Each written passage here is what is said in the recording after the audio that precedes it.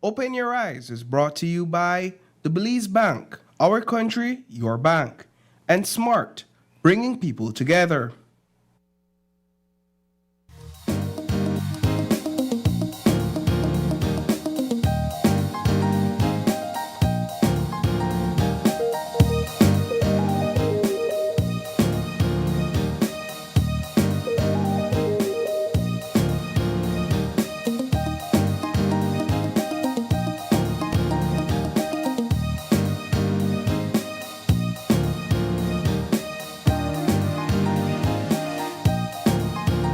Live from the GBM studios in Belize City, it's Open Your Eyes. Start your morning right with your hosts, Sabrina Daly and Isani Caetano.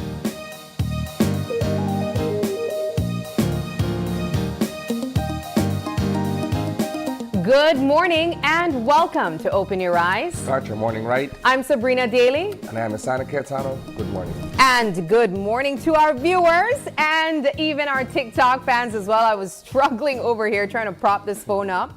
But I'm going to have to say goodbye now to you guys on TikTok. And yeah, it's a wet Wednesday. Yeah, but we're not complaining. We are not. You are right. I'm glad that you stopped me in my tracks. The plants have been thirsty for a few days, so yeah. They leave it to rain, you know. We're not complaining. I'm certainly not complaining. Yeah, Good morning, I agree with you. It's going to cool down the place a little bit. I know we were enjoying the cold front. Some people might say the rain come and broke up the cold, but you know what? It's Was there a cold front? Forgive me. I feel you never feel the lead chill over the weekend. Never pull out your lead shawl? No?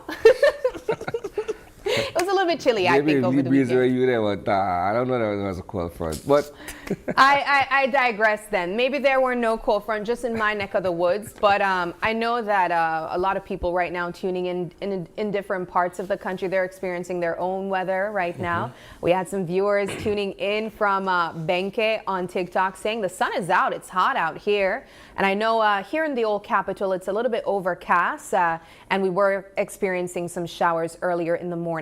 But Isani, let's jump into our show lineup, what we have planned for you guys, because that's what you can stay certain of. Even if the rain feels a little bit unpredictable, this is what we have lined up for you. Starting off with Belize Red Cross sharing Easter safety guidelines. After that, Digi launches their 2026 scholarship program. PACT pushes to invest in nature. Damian Moore brings bold looks with Wired for Change. And last but certainly not least, counting down to PROFC 21 Belize MMA Championship. Sounds exciting. All right, Isani? all right, so with that being said, Sab, why not jump into the 5 things we believe our viewers need to know this morning? For sure. As I was mentioning earlier on the TikTok, right? If you woke up this morning and you're driving a diesel vehicle, good luck to you. It's gone up by $2.50, right? Then the Prime Minister has announced that as a result of this, the government of Belize has pretty much foregone $60 million in fuel revenue. Yeah. Senior Counsel Ananram Logan explains what's next in the elections case. And Across Borders Episode 2 pulls thousands of viewers. And last, certainly not least, oil prices fall as Trump talks Iran peace negotiations, right? Yeah. So let's begin first of all by discussing the surge in the cost of diesel fuel overnight. So last week, we felt the first wave of higher fuel prices as a result of what's happening on the global market vis-a-vis the Iran conflict, right? So last night, there was an announcement that fuel would go up by $2.50 more for people who drive or who operate equipment using diesel fuel. So if you already believe or are feeling the pinch of exorbitant prices, that $2.50 more hurts the pocket. But here's the thing, Sab. It not just hurt the person when they drive a bus or when they drive the water taxi or when they handle equipment or use diesel. There's always a ripple effect. Yeah. And that ripple effect creates an outward motion where it starts from the person at the pump, but it ends with the consumer who is either purchasing items, accessing those services, or what have you. So ultimately, the long and short of it, we are going to feel at 250 as well, Yeah. right? But in the same breath, the PM was saying, well, look, the Brazilian administration has essentially foregone $60 million. Try to absorb some of that. Yeah, in what would have been fuel taxes, right? It's interesting, however, because yesterday, during the debate, Mesopotamia area Rep Lee Mark Chang was saying, well, do away with the tax. The counter to that is, so if we do away with the tax, what's going to happen with all of these social services that the government is able to provide to the people of Belize based on this revenue, right? And it's tied to each other in a sense, right? Yeah. You can't have one without the other. And I think about all the services that the government provides to the Belizean people, those who are perhaps in a particular bracket that they need these kinds of social services more than others who probably are able to provide private services for themselves.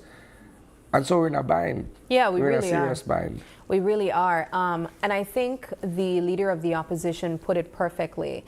As you were saying moments ago, Isani, when the price of fuel rises, in this case, the most recent one being diesel, there's a rippling effect. And so when we think of the transportation industry, buses specifically that use diesel for transport, I imagine immediately there might now be talks of possibly raising the bus fares. We also think about water taxis. If this is set to increase even more, the Easter coming up, that might be a possibility that those water taxi prices might not be the same as it were last year.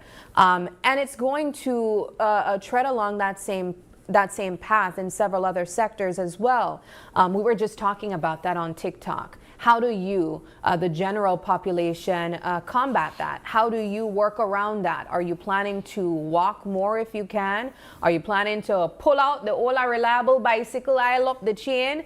What are your plans to help, navigate this price increase that it seems will be inevitable? We will be experiencing more of it. But this is where it gets equally interesting. Yeah. I was reading an article on the BBC this morning, and the article is stating that oil prices have gone down overnight as well, right? Now, you have to understand, here in Belize, and I guess elsewhere in the world, we deal in shipments. Excuse me. So, one second. Yeah. So the most recent shipment is the one where we're incurring a $2.50 extra, right? So my question is, what's going to happen with the subsequent shipment? Because if we're seeing that on the world market, oil prices have taken a dip, then the next shipment should see, in theory at least, a reduction in the cost of fuel across the board. But the funny thing about it is that we've lived this long enough to know that even when world prices dip, food prices Still stay where it is. Right? So Yeah. I don't know what relief, if any, those of us who operate motor vehicles or use fuel in our daily lives are going to be, getting that ease at the pump. We'll wait and see what happens there, right? Yeah. I want to jump into another conversation. It wasn't on the 5 things, but I think it's very important. It may have been an oversight on our part. Our lead story yesterday can't be overlooked because of what's happening in Mexico. Yeah. And how that affects imports. Remember, Belize as a country, as a society of people, we import more than we export. So we don't really produce as much as we're consuming. We have to bring items and goods into the country. So what has been happening in the Mexican side of things, there's been an issue with the cartels in the Quintana Roo area. So much so that the Prime Minister has had to be making calls to try to, in a sense, ease the business of importing goods into the country. And along with that is what you mentioned earlier, Easter, right? A lot of people going to Chetumal, Merida, Cancun, Playa, wherever in the great state of Quintana Roo next week, or have already made plans. And I spoke to a couple people, Sab, over the past week or so. Some people who had made plans from January, Belize and take the Easter serious, right? Just like how we plan ahead for Placentia and Hopkins and Keokuk and so on. People plan for Playa for January. What you mean. Don't book the Airbnb and all of that stuff. Yeah. But then you have the real issue of cartel violence and extortion and all of these things happening in Mexico. And so when I spoke with these people, they were saying, look, even if I have to take the loss, if I don't book and, made reservations and paid, I ain't going into Mexico. That's what they're telling me. Yeah. And that's a sentiment that was echoed by the leader of the opposition yesterday. So while the Prime Minister is saying, look,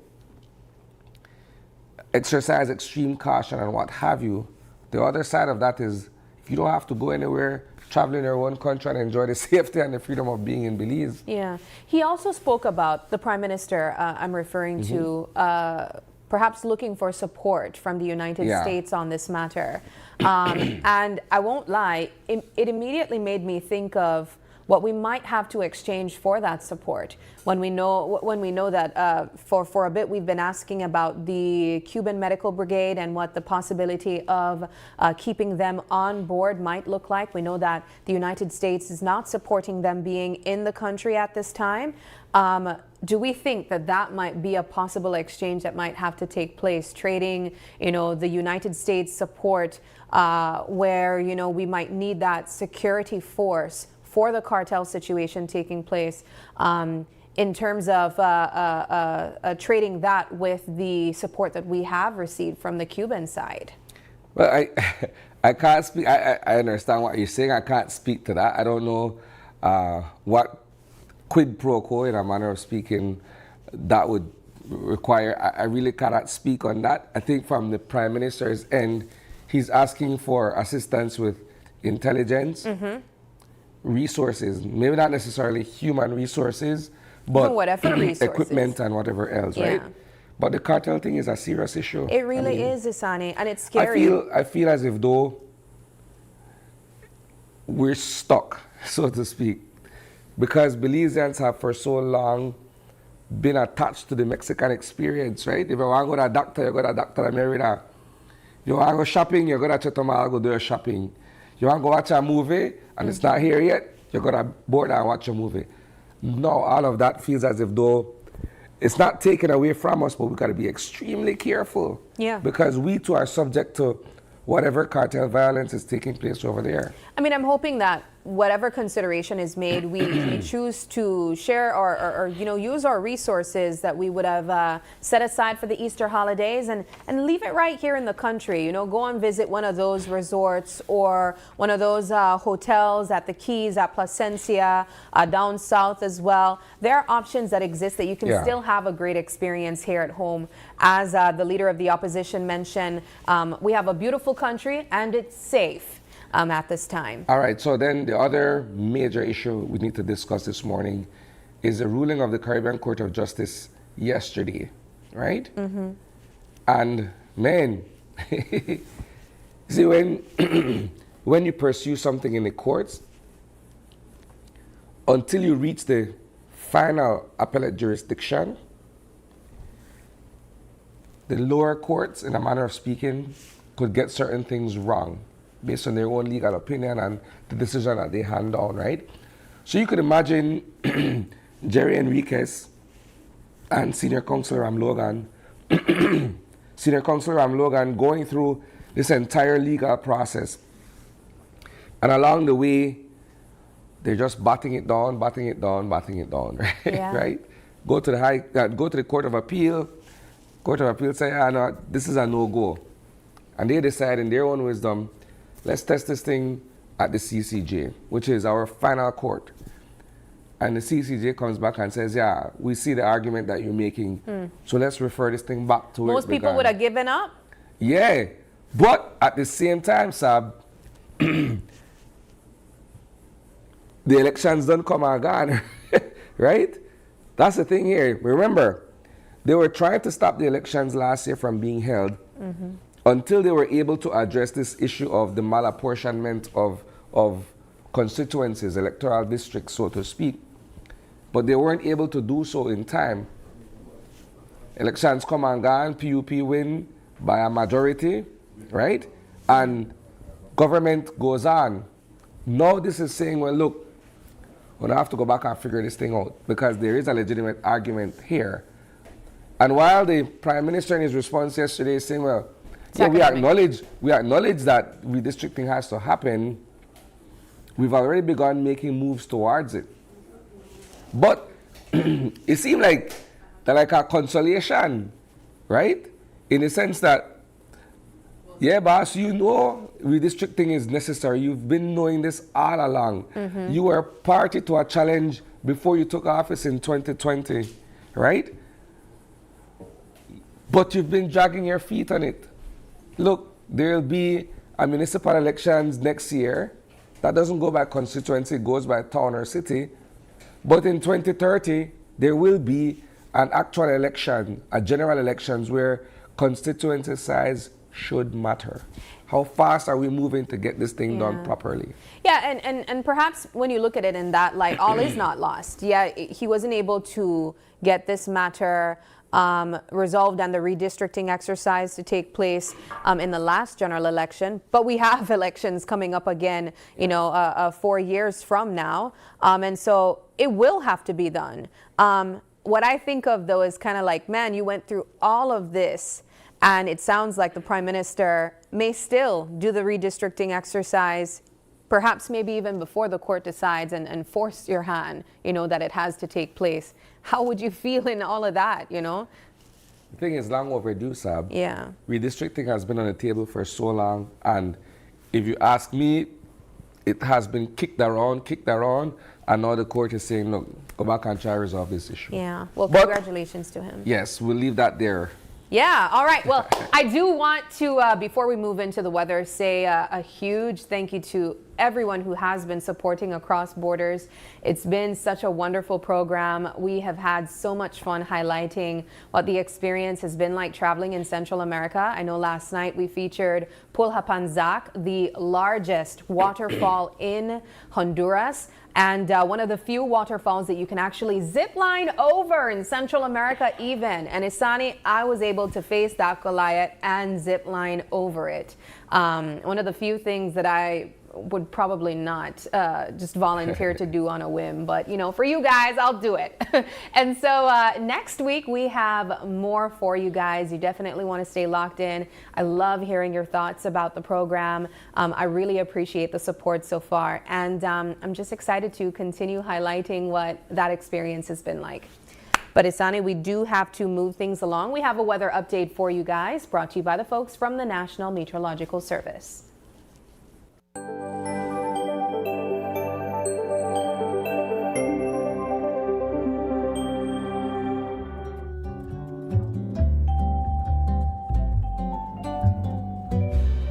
All right, here is this morning's Eye on the Weather, again brought to you by the National Meteorological Service.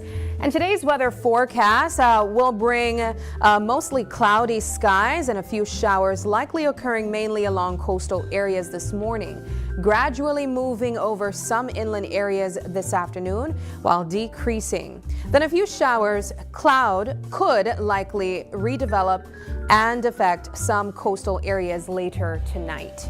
In terms of temperatures, coastal areas will experience highs of 83 degrees Fahrenheit. Along coast, again, 72 degrees, dropping though for lows. Inland, however, will experience highs of 86 degrees Fahrenheit, then dropping to lows of 64. In the hills, you guys are expecting much cooler temperatures, highs of 79 degrees Fahrenheit, and then a low 59 for lows. In terms of our extended forecast for Thursday through to Sunday, and this is for inland and coastal areas. For highs, you can expect 83 and 87 on Thursday, 83 and 87 again on Friday, 83 and 87 again on Saturday, and 83 and 87 on Sunday. I don't know if you want to buy that number, but if you win anything, catch me later. And then on Thursday, again, for lower temperatures, 72 and 64. Friday, 72 and 65. Saturday and Sunday, 73, 67, 72, and 68. So those are your extended temperatures. The sun rose this morning at 5:52 a.m. and it's set to set at 6:04 p.m. The moonrise will take place at 11:20 a.m. and is set to set tomorrow at 1:08 a.m. The sea state is choppy with winds blowing from the north to northwest at 5 to 15 knots. The tides, today's low tide will take place at 7:58 a.m., a high tide at 2:29 p.m., a low tide again today at 10:48 p.m., and then tomorrow another high tide at 5:30 a.m. And that does it for our Eye on the Weather, again brought to you by the National Meteorological Service. Isani, back to you. Great job, Sab. Guys, when we come back, it's all about Easter safety and preparedness. Stick around.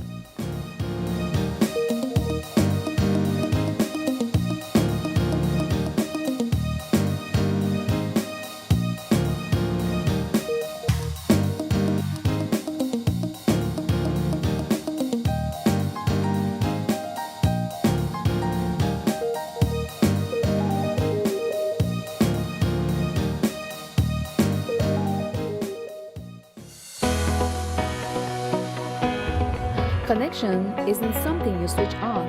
It's something you build together. Connected through culture. Culture isn't preserved in silence. It's kept alive through participation. Connected through education. Education doesn't always look like a classroom. Sometimes it looks like someone taking the time to teach and someone else choosing to learn. Connected through sports. Before the wins, before the applause, there's belonging. Here, young people learn more than how to play. They learn how to stand together. Connected through community. Community isn't a campaign, it's showing up. Not once, but every time it matters. Connected through you. Behind every connection is a person who cares. People who listen. People who stay. We don't just connect services, we connect you to your world. Connected through every chapter. SMART, bringing people together. What happens when you step off the edge? Too late to back out now. He said I'm ready. No, I'm not. And land somewhere unexpected. Sometimes it breaks you open. Wild at root, That is very bitter. but sweet on the tongue. Where history calls out, and you answer with open arms. This isn't just a journey. It's across borders. That was amazing!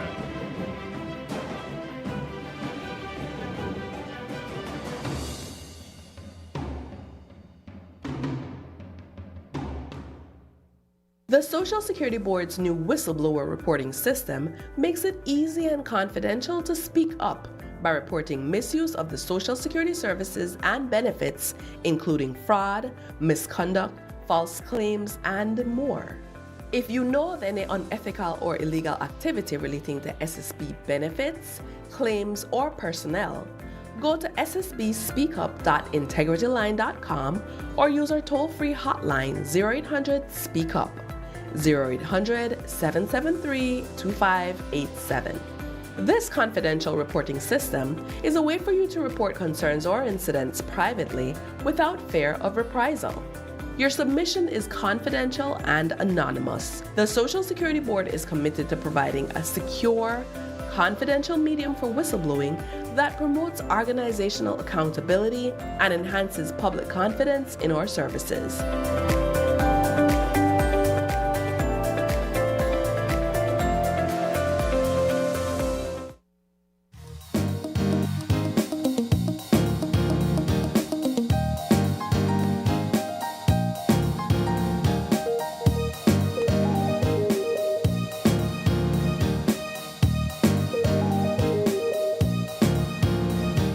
morning and welcome back to Open Your Eyes. We are starting our first conversation. And as we were mentioning earlier, we know that a lot of people are making their Easter plans at this time, or maybe they already have their plans in place. And we know for most people it involves going somewhere where large bodies of water are. Well, we brought in a friend from the Belize Red Cross to go over, as we do every year, some Easter safety guidelines to help you, for you to have in your back pocket when you are out with your friends and your family this Easter holiday. Joining us is Terrence Woodeye. He's a First Aid National Coordinator representing the Belize Red Cross. Good morning. Good morning. Welcome. Welcome back. Thank you, guys. Yeah.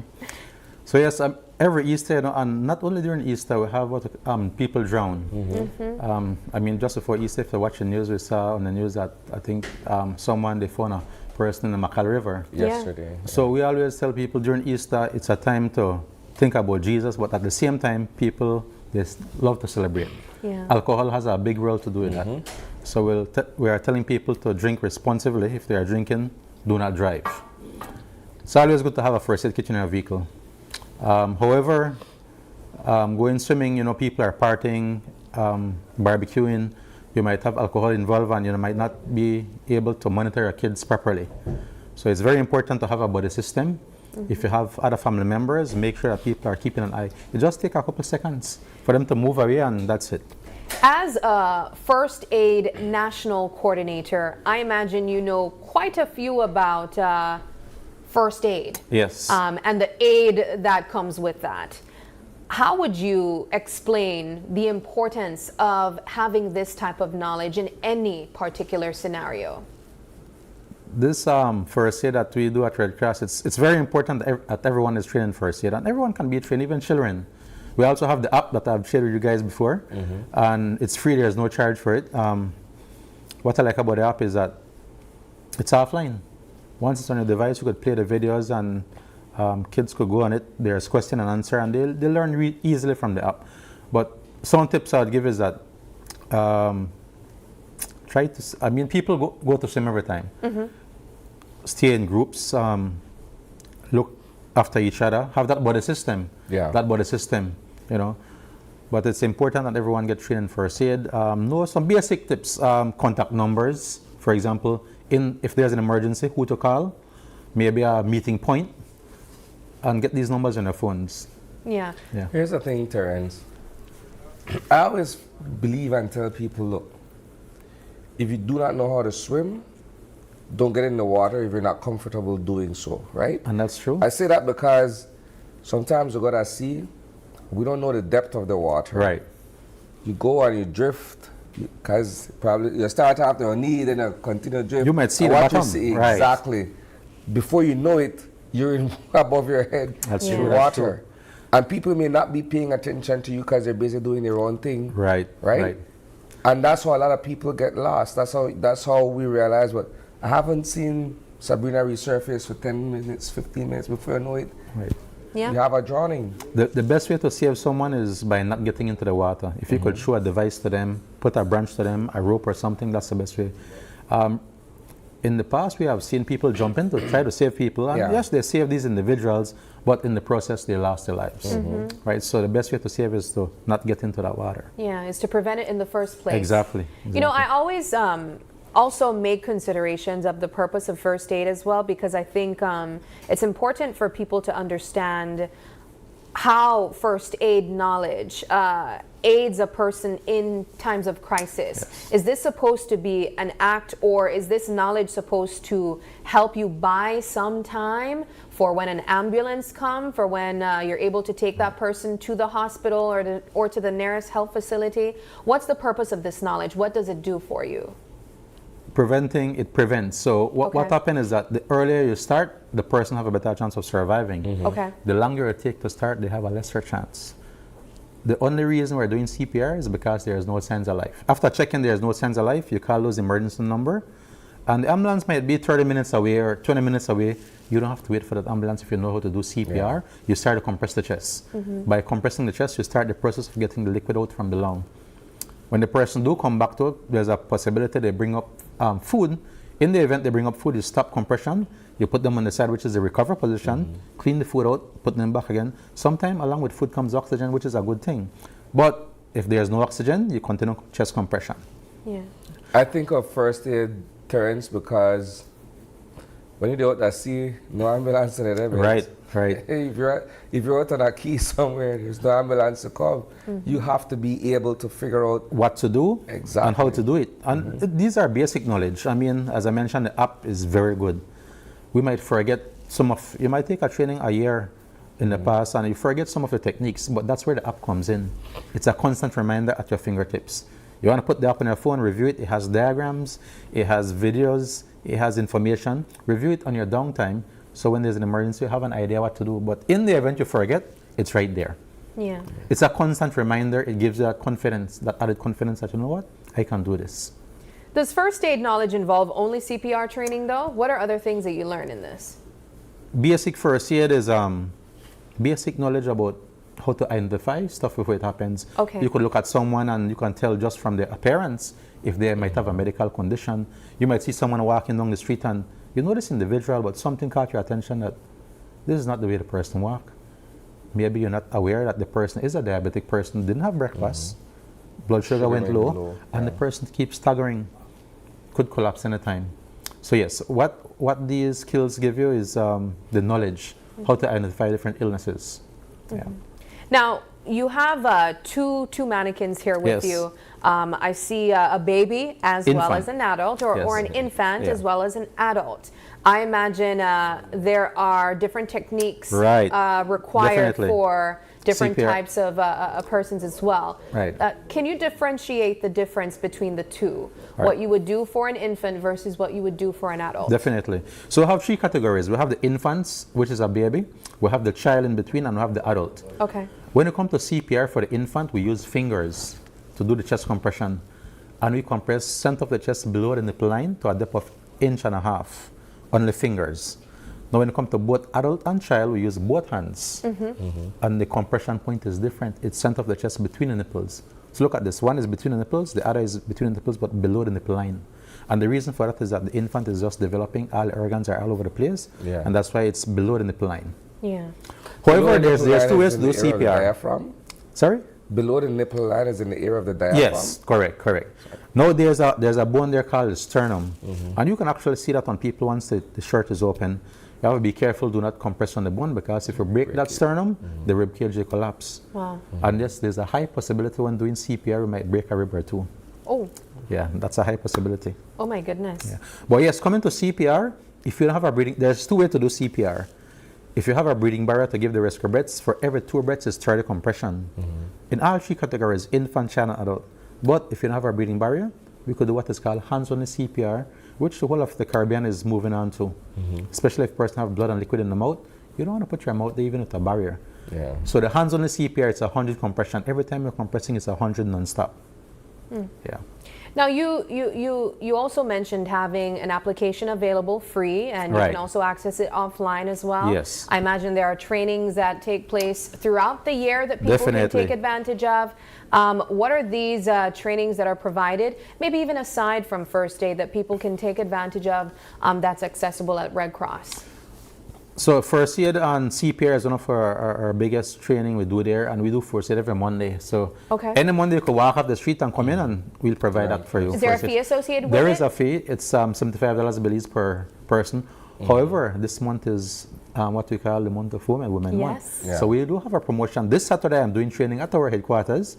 We have a few people sign up already, a few female, and we're giving a discount just for females. So maybe for Father's Day we'll do something, but just for females, it's $50. So we take our full of $25. Excellent. So if people want to come in, we still have spaces. And how long is the training? It's 5 hours. 5 hours. Keep in mind, it's a certified training. We go from 9 to 12, we break for lunch between 12 and 1, resume back at 1, and usually finish around 3 p.m. depending on the skills and practice session. Yeah. Okay. Yeah, some people might have to work longer with others. It's timely though, not only being Women's Month, but because Easter, as you said, is right around the corner. Right. So for people who come in on Saturday, they will learn their skills just in time. We do have some mothers, and we do have some some daughters that will be in that training as well. Yes. Yeah. No, absolutely. And you mentioned that there are other trainings as well aside from first aid? We also did a home care training. Okay. How to take care of, we call it patient care, home care. It's a 8 weeks training, 2 days per week, every Tuesdays and Wednesdays. And at the end of that training, at the end of the 8 weeks, you graduate with a certificate. Most people that have taken this training are already working in the field, doing home care at a residence or maybe at the hospital, at a clinic or at a home. But most people take this training and they acquire the skills and knowledge and they learn through this training, and a lot of people go abroad and work. But we are trying to tell people to stay in the country and work. Yes, it's a very good training for us as well.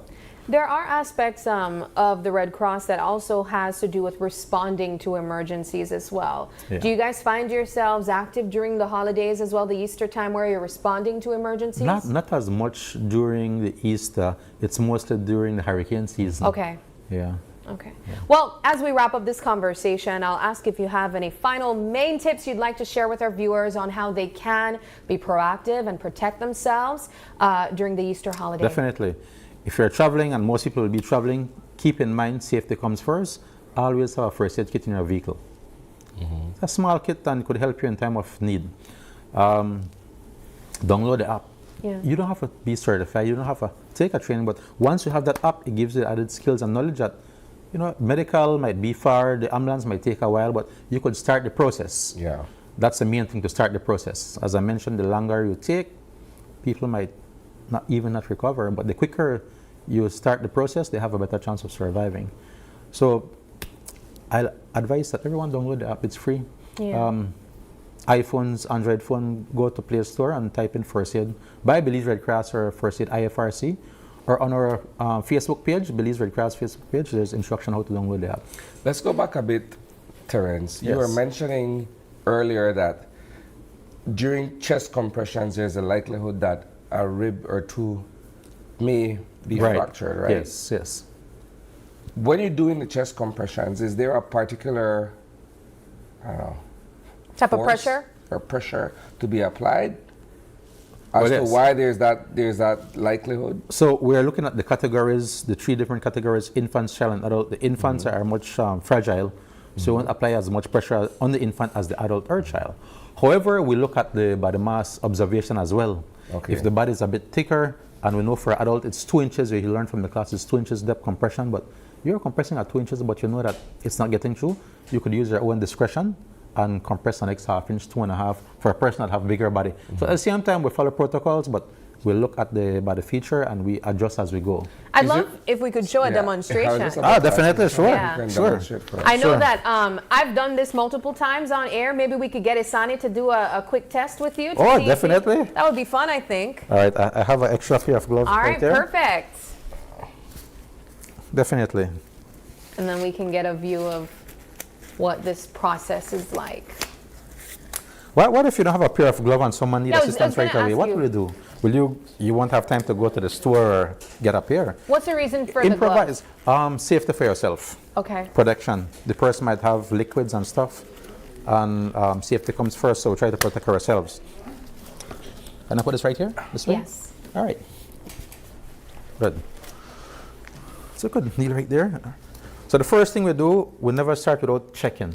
And to check for airway and breathing, there's 3 things we're doing. Open the airway, head tilt, chin lift. Whenever the airway is open, we put our left ear and cheek by the person's nose and mouth to listen for a breathing and try to feel the breath. At the same time, we are observing the chest for a rise and fall. We check for breathing 10 seconds only. After 10 seconds, there's no signs of breathing, call for help. The young man in the white shirt, can you call the ambulance for me? Right away, your glove should be on. Look at the chest. Now, we use a thick part to compress. Only the palm of the hand, center of the chest between the nipples. This is an adult, so I'm going to compress 2 inches. However, these mannequins are calibrated for practice purposes. You'll hear a clicking sound. That's the 2 inches right there. But listen to this. I'm still compressing, but that is not 2 inches. So what I'm going to do a full cycle. Check.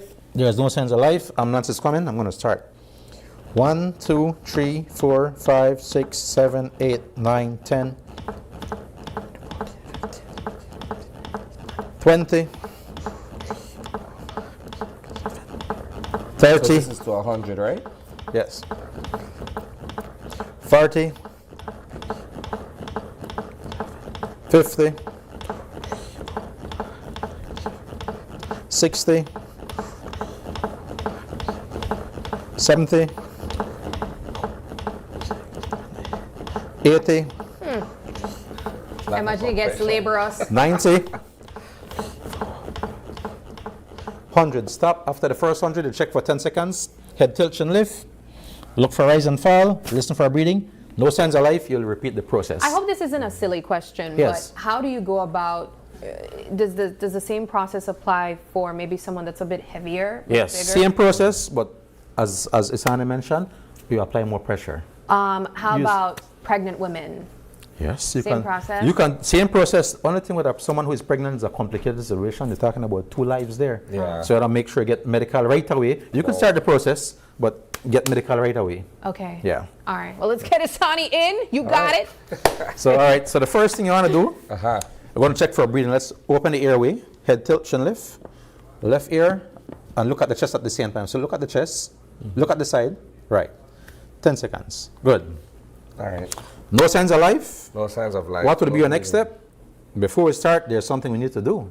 What do we need Call to for do? assistance, Very good. right? So Yeah. ask someone to call the ambulance. So cameraman, please get an ambulance. Yes, my as life quickly as depends on it right possible. now, Isani. So palm of your hand. If you're right-handed, it doesn't matter which hand goes over which. Okay. Whatever you're comfortable. Take part in the center between the nipples. Lock your elbows out and lean forward. So your shoulders should be right in line. And you won't get exhausted. Fingers up off the chest. Just do a few compressions to start. All right. That one looks was like you're breaking that a one was rib. a bit too deep first, but just All right, adjust as sorry, you go. work it, be All working right, on the thing. All right, go again. So let's, 1, deeper. 1, 2, faster.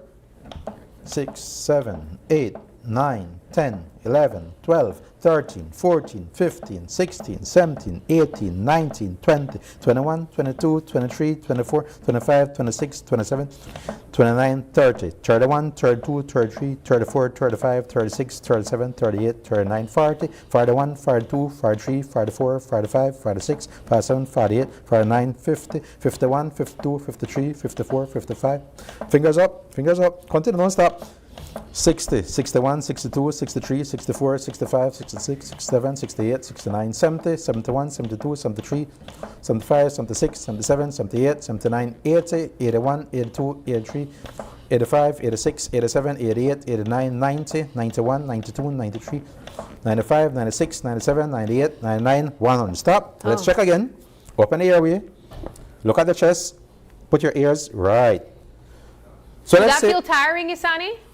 Not really. Okay. once you're in the correct position directly over the individual, you're not using your muscles. What you're using is your body weight to apply Got it. pressure. Yeah. Okay. But if you're diagonal, then you're going to get exhausted. So you go directly over the individual and use your shoulder to apply pressure. Since you guys are there, can I see just really quickly for the infant? Sure, right here. Because you have Very quick. a young boy. So for an adult and child, it's recommended on the floor on a firm flat surface, but the infant is on the table. Oh, So do you know? careful. This is Yes, I won't my apply flip. pressure. Yes. When your infant is breathing, what part of the chest, where on the body move? What part of the body move for the infant when they're breathing? their belly. They breathe through their stomach. Yeah. What is the most sensitive part of the infant body? If a mother come to you, you can see the infant getting blue. What part will you check to see if the infant will respond? By touch. Sensitive part. The stomach still? Oh, that was good. I don't know. Underneath the feet bottom, very sensitive. So 3 things we're doing: tickle both feet, look at the stomach for movement, and open the area very gentle.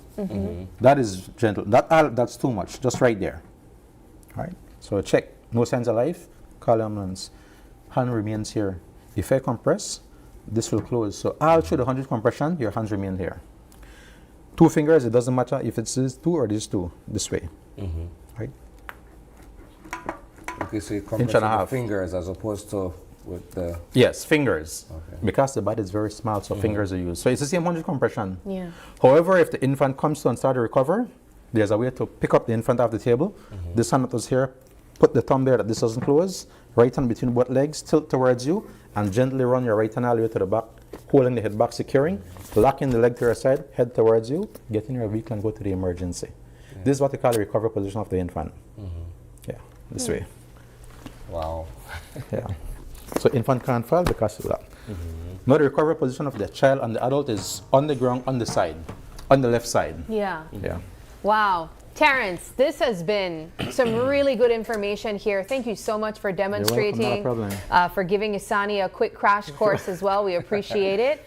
And we hope that people take advantage of the training that's available. As Terrence mentioned, there is a promotion currently available for women in the month of March, and even one available this Saturday as well, starting at 9 a.m., closing off around 3 p.m. And it's only $50, so please. So we have a few more spaces left, so yeah. And you'll actually be certified in this CPR training as well. So thank you so much for joining us, Terrence. We appreciate it, and we wish you guys all the best. Thanks. All right. We are going to take a quick break, but don't go anywhere. When we come back, we are going to be joined by PACT as they push to invest in nature.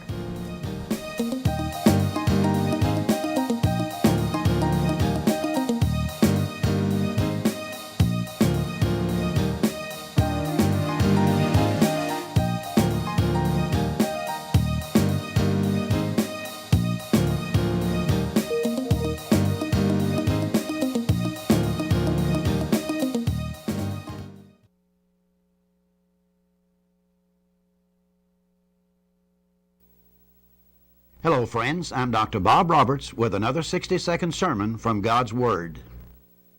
The Bible says there is one God and one mediator between God and man, the man Christ Jesus. Recently, a Belizean pastor friend was visiting with me, and I took him to meet a friend at a cellular telephone business. The friend gave him a cell phone. While the cell phone was in perfect condition, you could make no calls because it had not been activated.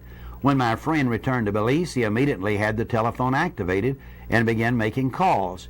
You see, the phone without being activated by the Belize telephone company was useless. It was activation by the telephone company that made the difference. I have thought of my friend often since he got his phone activated.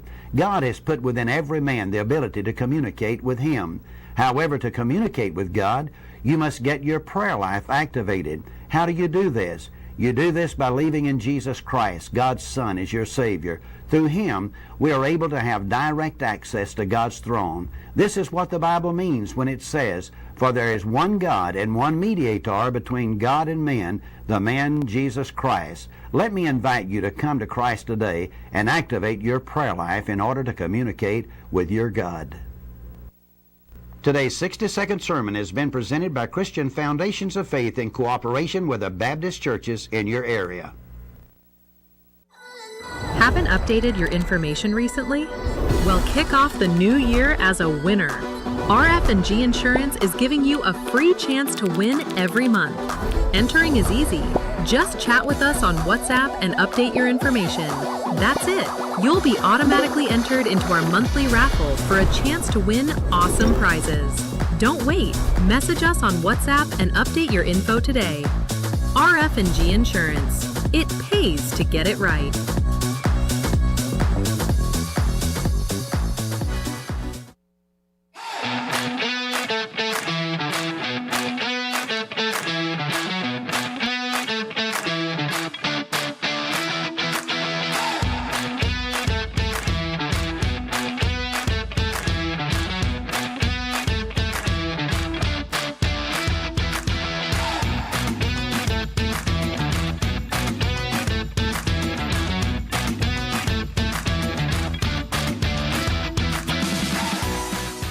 Alright, you're all set. I'll swap out the water inlet valve and everything is running normally.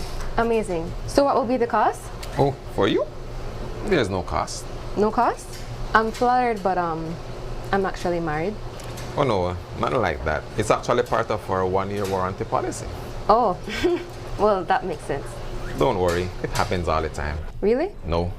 Belize's only full-service GE USA dealer. Full service, full warranty, full selection. GE Appliances. Good things for life. Available at Design Depot. All in one place. Week 6 of the NABL season showcases 3 flaming matchups this weekend. On Friday night in Dangriga, the Dream Ballers look to bounce back after an heartbreaking loss and take it to the Belmopan Trojans. Then, on Saturday night in Corozal, The Spartans try yet again to get their first win against the undefeated #1 team in the league, the Orange Walk Running Rebels. And in Belize City, them no like me, I mean I like them.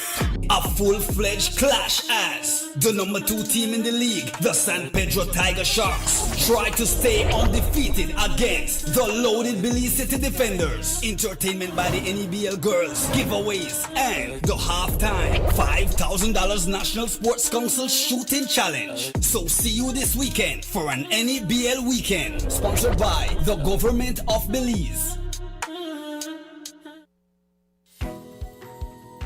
In the heart of the Kaya district, Calico Jacks is proving that sustainability and success can go hand in hand. When Calico Jacks wanted to move to solar energy, the biggest difficulty for us was the finance. Belize Bank believed in our vision, and we are very happy and grateful that they gave us this opportunity for the financing. Through the Credit Risk Abatement Facility, a partnership between Belize Bank and the CARICOM Development Fund, small and medium businesses can access financing for renewable and energy-efficient solutions with reduced collateral requirements. Here at SCSB, we're grateful for Belize Bank to make it easier for our clients to go green. We're proud to work with businesses like Calico Jacks to help them lower their costs and their carbon footprint. At Belize Bank, we are powering Belize's transition to renewable energy, one business at a time. Together with our partners, we're making sustainable financing accessible for all. Belize Bank, financing a greener, stronger Belize.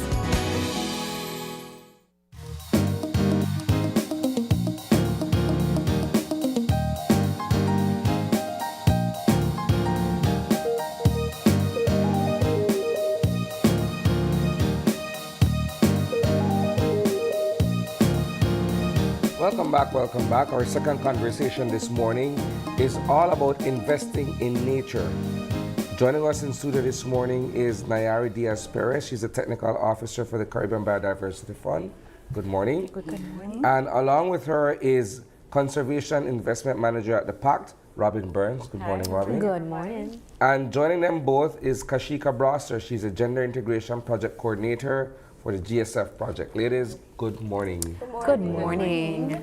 Investing in nature. It's almost as if though we could never get enough of being able to put into our environment in its natural form, the way we are, the way we have been doing. So what are we doing this time around from the perspective of PACT and the GSF to be able to continue this work? Well, thanks for having us. So I just want to firstly share that I hope you guys don't get tired of seeing me, because we were here promoting a different project last year. You come back tomorrow. We're really excited to share that this new project is actually part of a regional initiative that PAC is really happy to be a part of. Yeah. And I like that you say investing in nature, because as PAC is celebrating its 30th anniversary this year, that's really part of our slogan in terms of investing in nature and driving impact. So when we got the opportunity to be a part of this program with the Caribbean Biodiversity Fund that's funded through Global Affairs Canada, we were really excited, and I think Nayara will give you the full context of what it entails at the regional level. Yeah. So the core project, what is it, and how does Belize stand to benefit? Well, good morning. Good morning again. Greetings from the Caribbean Biodiversity Fund. I'd just like to start off by saying that we are a regional conservation trust fund that is working across 12 Caribbean countries. And most recently, we established partnerships with Belize and Suriname, who are not partner members of the fund.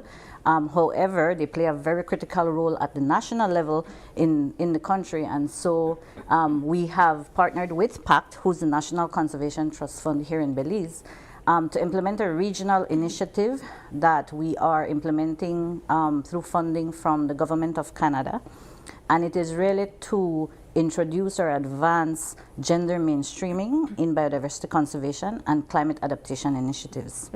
And I know Isani started off by saying investing in nature, but for us at the regional level, it is also investing in people. And so the projects that we're funding through this facility, which is a facility that we established at the CBF, really is to introduce a gender lens to the work that is already being done in the region when it comes to biodiversity conservation and interventions that look at nature-based climate solutions to build resilience of local communities. And so that is the gender element that the CBF is introducing at the general level, at the regional level, sorry, with this CORE project. And it is called CORE because it is Caribbean Organizations for a Resilient Environment. I love a good acronym that says something That else. says something. And really the core of the CORE project is the impact that we want to have on people through interventions that are based in nature and climate adaptation. I love the focus on gender mainstreaming, but I have to also perhaps nudge us all to think a little bit because, and maybe I might just be out of touch, but I imagine projects like this with a lens focused on gender mainstreaming is to perhaps encourage more women to be a part of biodiversity. But I feel like I could also say they're there. Perhaps they're just not getting the type of recognition that they deserve. Being actively involved in this type of work, what are the observations that you are seeing where women are concerned? And you honed in on exactly what the basis for this intervention is, where women are participants in biodiversity conservation, in climate adaptation, in community resilience. However, their participation is limited by a lot of different challenges. A lot of it can be cultural, institutional, political in some cases. And so the attempt that we're trying to do here is to mainstream that gender responsiveness in all operations of these organizations. So not only to have a gender policy that exists on paper, but a gender policy that can be applied in all the work that we do. So designing projects that are gender responsive. And I'd just like to highlight that from the CBF perspective at the regional level, we're looking at gender beyond just the participation of women, but it also includes girls in the youth category. And we also cannot forget our men, because a lot of times we think gender, we only think women and girls. However, the broader perspective is to also ensure that gender equity and that gender balance. So to go back to what you pointed out, one of the main challenges that we're trying to address is that limited participation of women in the interventions at the local level, and going beyond the existence of a policy on paper, but trying to ensure that we're applying that at the local level. So let's get Kashika in on the conversation. How do we set about doing this, Kashika? Okay, so I guess we have to first understand what gender integration is as the core, right? As what Ms. Nayari said, gender integration is about understanding that different social groups experience different realities within the developmental sphere very differently, right? And when we look at social groups, we look at men, women, girls, boys, indigenous people. We're looking at migrants even. So if we understand that scope, then we begin to dig a bit deeper, trying to understand what are the realities, what are some of the hardships. And then we collect this information, we collect the data, and then we use that to program these interventions around addressing what are some of the barriers, right? So in some cases, some of the women may express that, you know, we have childcare issues.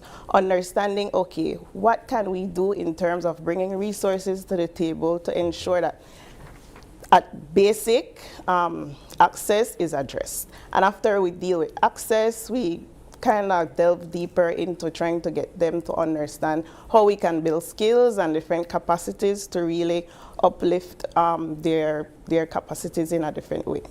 Robin, I want to bring you in the conversation and perhaps give viewers who might not have a deeper understanding of the role PACT plays just in conservation in general, the importance of having PACT in this conversation and how it bridges the gap as well. Yeah. So this project has allowed us as the National Conservation Trust Fund to implement this because we've had the opportunity to work within the conservation and climate adaptation sector for several years. Many years, I should say. Several is an understatement. But we as the Conservation Trust Fund and within the context of Belize have been so uniquely positioned that in addition to all the work that we do in conservation, because of the rich biodiversity that Belize has, we're also very blessed, if you want to call it that, in regards to the cultural formation that we have in comparison to some of the other countries. We have a broad spectrum when it comes to cultural diversity. So it's really important that this project is allowing us to kind of hone in on everything and bring it together. So PACT, through its work, we've been looking at gender when it comes to the application of our environmental, social, and management system framework. But this really allows us to take it to the next level, as Kashika mentioned, because it allows us to really get a full scope and understanding. And through this project, the core project, it's really given PACT the opportunity to, while we've had certain elements in place, it's given us the opportunity to onboard a gender integration project coordinator who, through someone with Kashika's experience and her capacities, she's a specialist in this particular sector. And it really complements all the other elements of the work that we do as it relates to the nature-based solutions and eco-based adaptation elements, which we're seeing within these projects. And with the work that we've been accustomed to seeing, we've also recognized, and we need to highlight that through the proposals that we've received, there's no shortage of innovation when it comes to what our Belizean people are living, what they're experiencing, and what they are able to do. We've seen some really amazing proposals in terms of what they're putting forth, the realities that they're facing, because they're positioned in such different places throughout the country. Quite a number of them are buffer communities to protected areas. So for us, it's really important for us to work with these groups so that they can really implement these projects. And as we've all been saying, it's really about ensuring that we are highlighting gender in the right aspect. It's not just about creating the space for women, but how can men be allies? How do we focus on youth? How do we engage everybody to come together so that we have successful implementation and impact beyond the actual timeline of this project? How do you then fine-tune the message so that there's no misconception amongst the male population that this is only for women? I'll have the specialist take that one. I think it's all about understanding that in terms of development, if we don't get the voices who are not normally at the table together, then we cannot understand what the true realities are. Whether who benefits, who doesn't benefit, if we're all there together and we're all trying to dig at this problem and we're trying to address it collectively, I believe that helps to foster some type of togetherness. Not pitting anyone against each other, understanding that we all share some type of difference and the way how we experience some of these problems, some of these issues. It's important that we highlight, we program, and we chart a way forward so that nobody gets left behind. Yeah. Could you give us a breakdown of how the program or how the project will run for its duration as well? And, you know, if there's anyone tuning in right now that might feel that, you know, this speaks to me and this is something that I might actually be able to be a part of, how can they do that? Okay, so we currently have 5 different organizations that we're working with. Okay. Implementation kicks off tomorrow, basically. And it runs through to next year, April 1st. 2027. In terms of getting involved, I believe at the organization level there are opportunities to get volunteers. I know we have 5 different organizations. We have Community Baboon Sanctuary, we have Yakshe Conservation Trust, we have Home of Indigenous Arts Belize. We also have Belize Women Seaweed Farmers Association as well. So through these different organizations, I believe people can get in contact with them, volunteer. We have our launch later today, whereby they will be giving their own perspectives about their the specificities of their proposal. And we're just encouraging people to reach out to them and see how they can volunteer as well. I know with Community Baboon Sanctuary, they have a specific youth element whereby they're trying to get the youth involved in the River Valley area to encourage them in backyard gardening as well as replanting. All right. Well, ladies, as we wind down this conversation, let's share some final thoughts on lasting information that people should know about this project and the impact of it that they can expect next year. So from our perspective, as the funding organization, we are looking beyond just the funding being provided to these 5 organizations for their local activities, but we are looking at building the capacity of PACT and its partners in that integration of gender into their projects. And so we have started with them and we'll continue working with them in building that institutional capacity to introduce gender mainstreaming and gender integration into their grant cycle, so that the projects and the interventions that the NGOs and other partners put forward are designed in that manner, where we are looking at that integration from the onset throughout implementation and even post-implementation. So from our perspective, it's a broader, larger initiative that we hope to continue implementing in Belize with the support of PACT and other partners. And so we definitely want to encourage the organizations working in the biodiversity conservation sector and the climate adaptation sector to get involved, reach out to PACT, find out more information, so that then we can design further activities and partnerships that would allow us to continue this work in Belize. All right. Any final thoughts, Ms. Burns? No, Naya really summed it up. Wrapped and that's it up really what beautifully. we are trying to achieve here in terms of, enhancing our capacities in terms of how we better integrate gender, how we can focus on nature-based solutions, which is some of the work that a lot of our counterparts have already been doing. We just need to provide the necessary support. So yes, if there's any more information that anybody's interested in, they can always reach out to us at PACT, and we'll be happy to provide any information required. Excellent. Well, ladies, thank you very much for taking the time and sharing a bit of information on the core project, and we look forward to following what this impact will be. Thank you. All right, at this time, we take a quick break, but don't go anywhere. When we come back, our next conversation is Digi launching their 2026 scholarship program.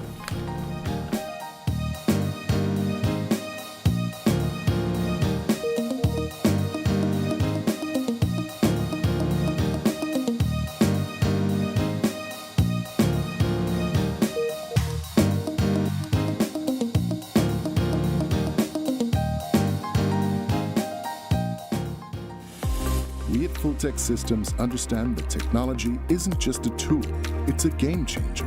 At home, smart devices and AI are revolutionizing daily life. In education, tech is making learning more interactive and accessible for students and educators alike. For businesses and government, it's driving innovation, streamlining operations, and unlocking growth, leveraging tech for better services, infrastructure, and security. At Full-Tech Systems, we help you thrive with cutting-edge solutions, partnering with leaders like Dell, HP, Microsoft, APC, Fortinet, Cisco, and Tomy 8. We deliver the right products for your needs, whether it's boosting efficiency, improving customer engagement, or scaling operations. Connect with us and let's drive innovation together. Full-Tech Systems, your technology center, where you come for the price, but stay for the service.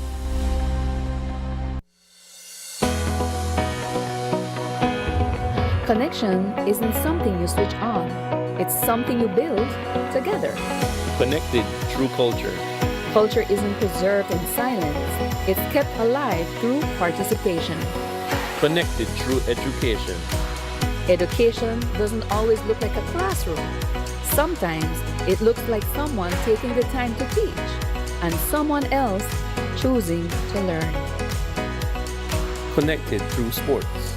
Before the win, before the applause, there's belonging. Here, young people learn more than how to play. They learn how to stand together. Connected through community. Community isn't a campaign, it's showing up. Not once, but every time it matters. Connected through you. Behind every connection is a person who cares. People who listen. People who stay. We don't just connect services, we connect you to your world. Connected through every chapter. Smart, bringing people together.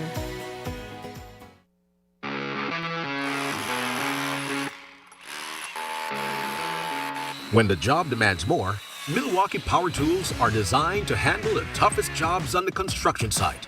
If it's speed, durability, and performance you need, Milwaukee is the perfect choice. For unstoppable power at an unbeatable price, make it Milwaukee. Nothing but heavy duty. Available at Benny's. Quality and savings.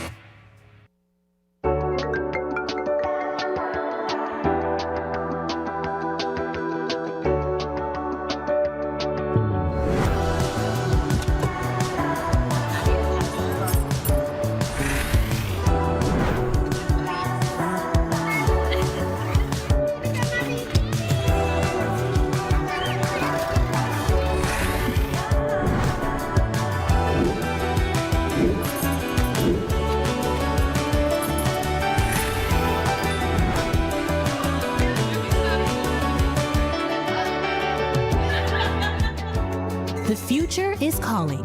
Belize Bank. Your future, our commitment.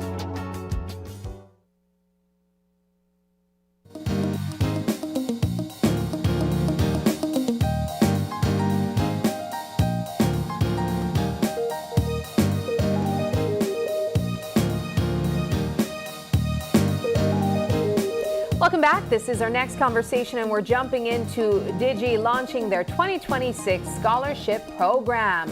We are joined this morning by Amaris Leal. She's the Senior Marketing Manager representing Digi. Also with her is Cesaria Cuellar. She's the Senior Communications Representative representing Digi. Ladies, thank you so much for joining us, and welcome. Welcome back. Good morning. This Good morning. is exciting times having you guys here on set. It is scholarship season. Yes. And I know that Digi giving back is a big part of what they do as well. The scholarship program has been around for quite some time. And I understand that there are a little bit of changes this year. Let's get into it. Before we talk about what are the new offerings, let's begin with a backdrop to the importance of Digi having a scholarship program like this for such a long time and what it seeks to achieve. Well, of course, you know, we are happy to have the program. The program was launched back in 1991, so it's over 30 years old. But, you know, every year we try to innovate, make changes to the program, and strengthen it overall. Yeah. So this time around, we are very excited to share that for the first time, our scholarship program will be expanding, not only offering secondary high schools scholarships, but also sixth form scholarships. So it's exciting. The program has so far supported close to 1,000 students countrywide, and we're looking to expand more now. Wow. What do we look at when it comes to eligibility for students who want to apply? Yeah, so the students have to be Belizeans or a child of a Belizean parent and residing in Belize for the last 3 years. So that is for both high school and sixth form scholarships, right?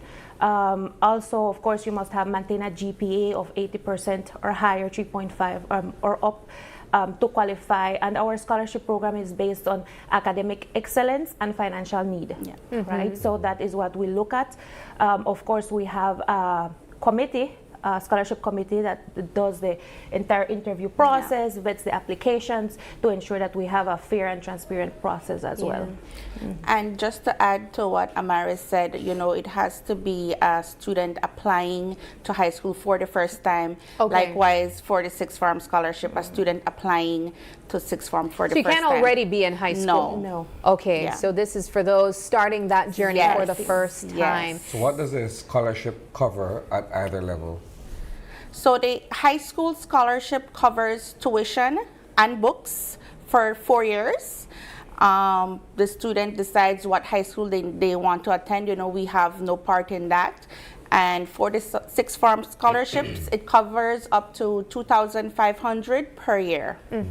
Now, when you say grades, or you spoke about the eligibility, is this based on how they would perform during their primary school period? For example, I know some schools, they look at like standard 4 to standard 6. Yes. Is there a certain level of classes that you're looking at? Yes, that's what we do. So standard 4, 5, and 6 for those who are enrolling into high school, and then for sixth form, it has to be like cumulative. Okay, for the entire process. process. Yes. Now, this is a big deal. You guys expanding into tertiary level, you know, that's a huge, huge huge deal. Talk about what prompted you guys to take that step and increase it even more for persons wanting to pursue higher education beyond high school. Yes. So I think one of the things that inspired us, and especially our CEO, was our scholarship ceremony last year. That is when he actually made that announcement that we would be expanding. And I think one of the reasons is because we are seeing that these students who are completing their high school, you know, they have so much potential. They excel in their studies. We have seen valedictorians. A number of them were in the top of their cohort. So like we see these students have the potential, we see that they have the need, you know, the financial need is still there. And you know, Digi is always giving back. We give over $500,000 every year when it comes to corporate social responsibility, which includes education. Education is one of our 6 main pillars. And of course, we're always trying to give back to Belize. Yeah. And I know that the application season has officially opened. I know that persons at this time should be pulling their documents together, getting those report cards, and trying to put together the best possible portfolio to convince Digi that they should receive that scholarship this year. Do you have a cap on how many students you're planning to award with the scholarship this year? Yes. So far, we have for the high school students a total of 40 scholarships that we want to hand out, and for sixth form students a total of 10, and that is just, you know, depending on the influx of the applications that we do receive. Do you find that perhaps year on year you have a lot of interest being generated in applying for these scholarships? What has that been like? Yes, I mean, every year we do receive higher, you know, than the previous year. And personally, you know, like traveling countrywide to different communities and meeting these students and their stories, you realize that there's so many potential. They're capable of so much, and all they need is just that little push. So they just need somebody to believe in them and invest in them. Yes, and you know, I'm so proud to be part of this initiative because, you know, that's what we're trying to do, you know. Now, you know, we were talking about this earlier. I know that some people might be saying, but why high schools when the government is boasting that, you know, we have free education, free tuition for government schools. As you guys mentioned moments ago, there are also private institutions that these students or these recipients of the scholarships could also decide that they want to go to as well. And so this gives them that opportunity to decide any school that they would want to attend. The scholarship program could align with that. Let's look into then the application once more. You mentioned the eligibility. You said that they have to provide for primary school from standard 4 to standard 6 report cards showing their performance. What else should they include in that? Okay, so they also need to provide a recommendation letter from their principal. Okay. Along with the acceptance letter of the school of their choice, a copy of their birth paper. And you know, all the required documents is available on our website, www.livedigi.com/scholarship, so they can definitely, you know, look up at the website and see exactly what's required. And they can also apply via the website. So it's very easy and convenient to just, you know, fill the application, upload your documents, and just click that submit button. And also just to add, when it comes to the requirements, if we can display it again, an important change that we made to the program this year was with regards to the TD4. We normally require that the parent has as annual salary of $20,000 and below. We've increased that to 25 because we know that the conditions, you know, that we're in at the moment. And also we have made provisions for those parents who may not be formally employed. You know, sometimes these applicants are from rural communities and they may not have access or the resources to get a TD form, TD4 form.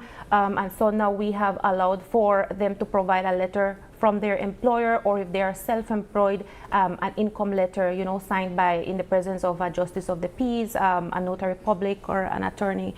So that's a change that we've made, and we've also modified our application form to allow for single parents to apply. In the past, we had required fields of the mother, the father, or the guardians. In this instance now, you can apply if it's just the mother, if it's just the father, they can apply for their child. Excellent. When is the deadline? So the deadline is Friday, May 29th. Oh, yes. Time's quickly approaching. Yes, but there's still time. You said May. May. Oh, May. Yes, May. Oh, okay. There's still enough time. All right. So there's still enough time. Yes. They have some time to gather all of those information. And then I imagine you guys have to deliberate. You go through interviews with the shortlisted students as well? We do go through interviews along with our committee. So we do go countrywide, meeting these students, listening to their stories, and see how we can, further deliberate. And it's quite a difficult process. I can only imagine. Yes, it's when you listen to each individual, it's a difficult process to. Yeah. So it's almost as if though, for an instance, you'd be setting aside the academic achievements and looking at the actual stories that are being presented, right? Yes, Because you look at it, grades are grades, right? Yeah. The grades are the grades, and so of course we have our criteria that we use, but also you get the opportunity to interact with them for the first time, The application, you just fill the application, but it's nothing like having that one-on-one interaction with them. And not just with the student, but also with the parent, because they will be accompanied by a mother, a father, a sibling, an older sibling, and you get to understand their realities. And I think this is part of why we do what we do at Digi, and why we're always trying to expand and offer more. Absolutely. Well, ladies, I know that you have your work cut out for you. It's going to be a challenging scholarship season, but I imagine you're also going to learn some inspiring stories as well. So we wish you guys all the best. Thank you so much for having a project like this to give back to students wanting to further their educations. Thank you for having us. And, I just want to ask every teacher, parent, students, or if someone that just needs that opportunity, just apply. You never know, some of these students just need that yes. They're very bright. And just apply. You have until May 29th to gather all your required documents. You can visit the website and submit your applications. All right. Well, thank you very much. Thank you for having us. We take another quick break, but don't go anywhere. When we come back, Damian Moore brings bold looks with Wired for Change.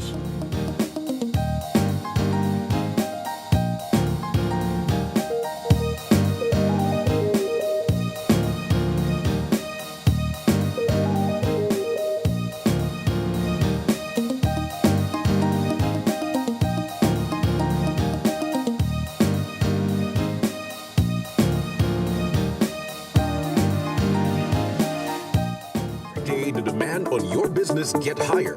More productivity, better equipment, and reliable support to keep up with a fast-moving world.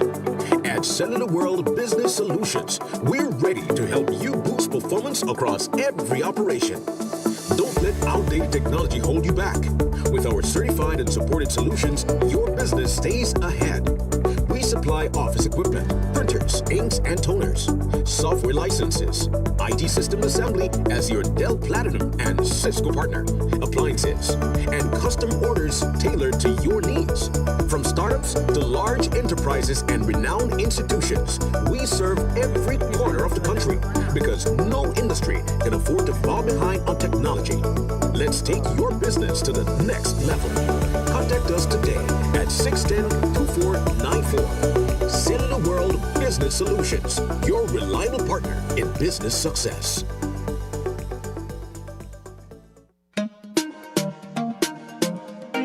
Smart for everybody. Smart leading everything. Smart give you everything. Smart offer everything. Smart give you everything.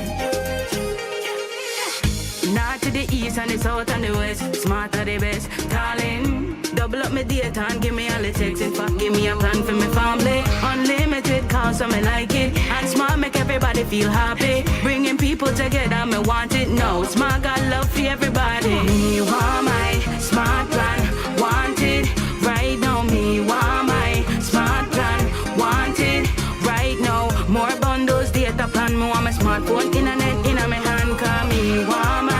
Smart plan, want it right now.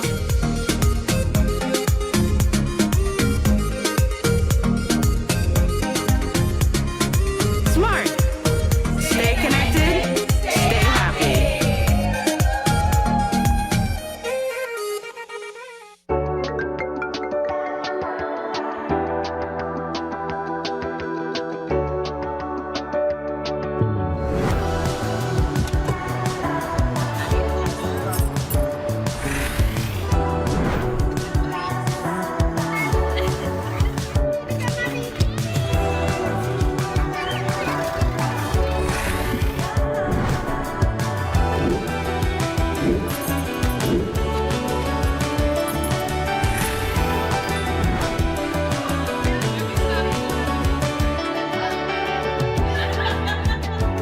The future is calling.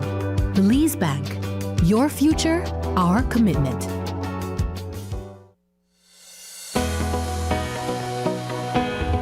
Connection isn't something you switch on. It's something you build together. Connected through culture. Culture isn't preserved in silence. It's kept alive through participation. Connected through education. Education doesn't always look like a classroom. Sometimes it looks like someone taking the time to teach and someone else choosing to learn. Connected through sports. Before the wins, before the applause, there's belonging. Here, young people learn more than how to play. They learn how to stand together. Connected through community. Community isn't a campaign, it's showing up. Not once, but every time it matters. Connected through you. Behind every connection is a person who cares, people who listen, people who stay. We don't just connect services, we connect you to your world. Connected through every chapter. Smart, bringing people together.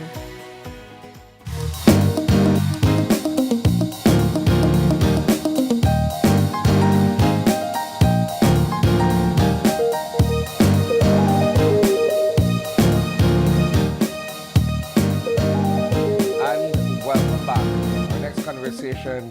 It's all about Wired for Change. Joining us virtually, we have two guests.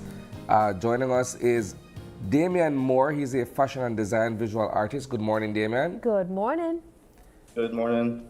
All right. Along with him is Dr. Joanne DeFore-Bob. She's a research director at the University of Belize. Guys, good morning. Good morning again. Good morning. Let's begin by finding out what is Wired for Change and what is this all about? Okay, so Wired for Change is a project based in carnival arts and construction. It's a grant offered by the Caribbean Culture Fund called Art for Change, individual artist grant that I recently got. So the whole project is based on bringing my expertise in carnival design and costume design to Belize and creating a community of young designers and artists coming together. It's interesting because when we think carnival, we naturally think that we already have a pool of talent, perhaps young and old, that are in the business of designing costumes and bringing these items to life. Would you say so, Damian? I think so, yes. I've met a few designers here. But what we're trying to do is through the carnival arts to tell stories. Mm-hmm. So it's not only costumes that are essentially on the road. You learn to design costumes for stage, for performance, costumes all across the board. Before we get into Dr. Joanne, I'd love to learn a little bit more about yourself, Damian, and your journey into fashion designing. And how you have reached this point of where you are investing in yourself even more with this type of funding and even research. So I'm a Guyanese born, and my first degree is in fine art. During my degree, I fell in love with textile design, basically creating fabrics from scratch and I want to turn that art into something that is tangible and moving, which brought me to fashion. So after my first degree in Guyana, I went to Trinidad, where I spent 17 years. And during that time, I did a degree in fashion and design. During the period, I worked for an award-winning designer, Brian McFarlane, which came out, his style came out of the golden age of Carnival, where we had a lot of older designers who kind of set the stage for what costume design is right now in Trinidad and Tobago. So it was an exciting time for me to come from a space where, I did two-dimensional art to developing into three-dimensional forms in terms of the arts. Yeah. And a lot of my love for Carnival and costume design is through the storytelling and the culture. So Carnival came out of rebellion, out of struggle, and a lot of the narratives were told through costumes. And that resonated with me because Guyana as well has a younger history, but it was the same concepts coming through. And you could say a lot with a costume without using words. And your connection to Belize? I have relatives in Belize. My mom and my sister, they're both here. So after COVID, I decided that, I love Trinidad. I love what I was doing there, but I needed to be closer to family. And I used to visit a lot, and I fell in love with the culture here as well. Okay. And the stories, and, so there's a lot here to draw from. Yeah. So that's where I am now. Now, Dr. Bob, this initiative is being promoted through the University of Belize. Talk to us a bit about that. Good morning again, and thank you for the opportunity to be here. As you know, the University of Belize does not have a well-established creative and performing arts program, but through this partnership, we are able to fulfill our mandate for research. Damian talked about art and linking those carnival arts to stories. We also have the opportunity for cultural engagement and for community partnerships. This opportunity in Wired for Change will give our students, our staff, and other members of the community an opportunity to participate in the process of creating carnival art.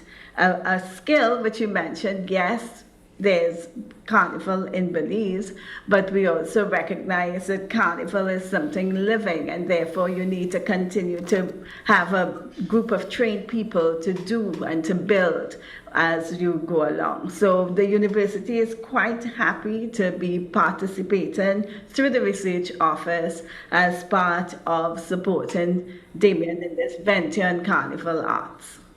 That's it. I mean, it's so exciting. There are so many things that I think of when we look at a project like this and how it could impact Belize's carnival scene. One, in terms of the improvements in design and styles that we could potentially witness for our Carnival Road March. But I think going back to what Damian said in his introduction, even beyond the Road March, we need designers still, you need them for staging, you need them for pageants as well. And I could really see how an initiative like this could impact persons even outside of the September celebrations, for example, here in Belize. When it comes to who can take part in this project, though, how can people get involved? Who is this for? This is designed for anyone who is interested in the arts. You don't need training, you don't need any experience.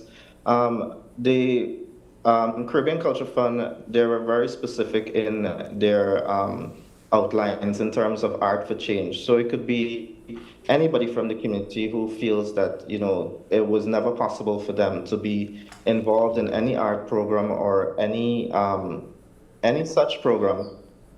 So they could easily sign up. Everything is free.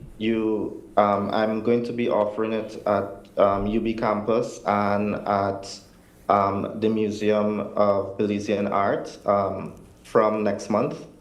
So you could just come up. We haven't set dates for Belize City as yet, but it's every Monday at the University of Belize.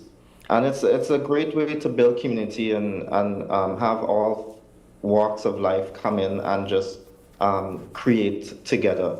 Yeah. At the end of it, we have all the costumes are going to be displayed at the museum, and it ends with a collaboration with Flavors of the Jewel, which is a fashion festival. So we're doing a presentation there on the 13th of June.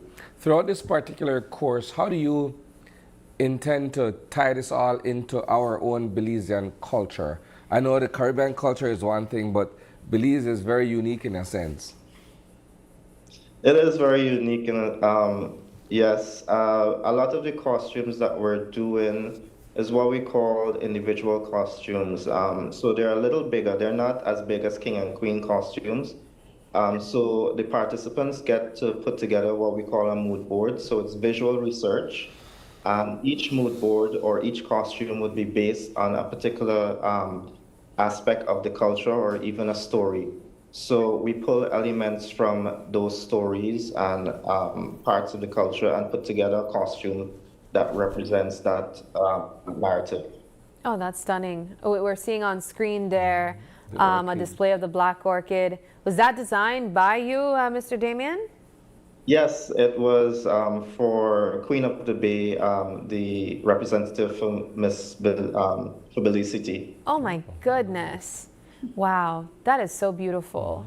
Now, as we wrap up this conversation, once more remind us of the dates and the location for persons to take part in this. I know that you said it's free, and so just give us an overview once more of how people can attend. You could send me a message on my Instagram or WhatsApp. The dates for UB Campus, Bamapan, it's every Monday until the 30th of May, from 1 p.m. to 5 p.m. We haven't set dates for Belize City as yet, but those will go up as probably by next week. All right.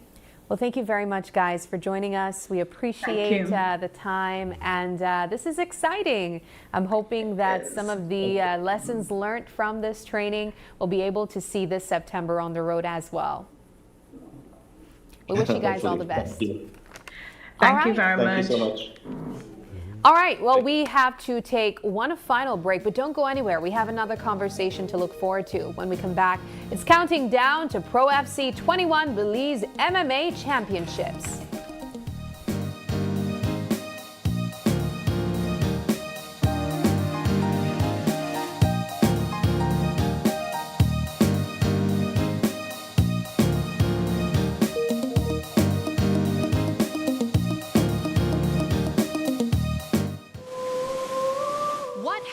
When you step off the edge. Too late to back out now.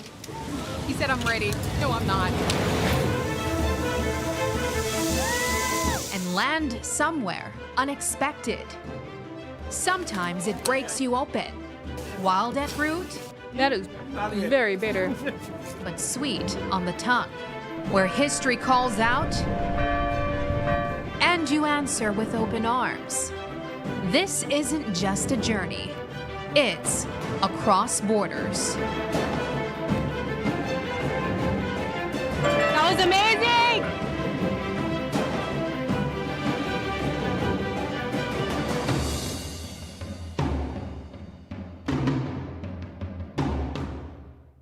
The Social Security Board's new whistleblower reporting system makes it easy and confidential to speak up by reporting misuse of the Social Security services and benefits, including fraud, misconduct, false claims, and more.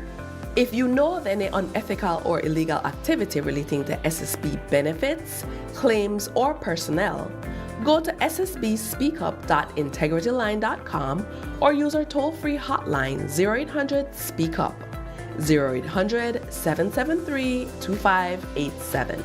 This confidential reporting system is a way for you to report concerns or incidents privately without fear of reprisal. Your submission is confidential and anonymous. The Social Security Board is committed to providing a secure, confidential medium for whistleblowing that promotes organizational accountability and enhances public confidence in our services.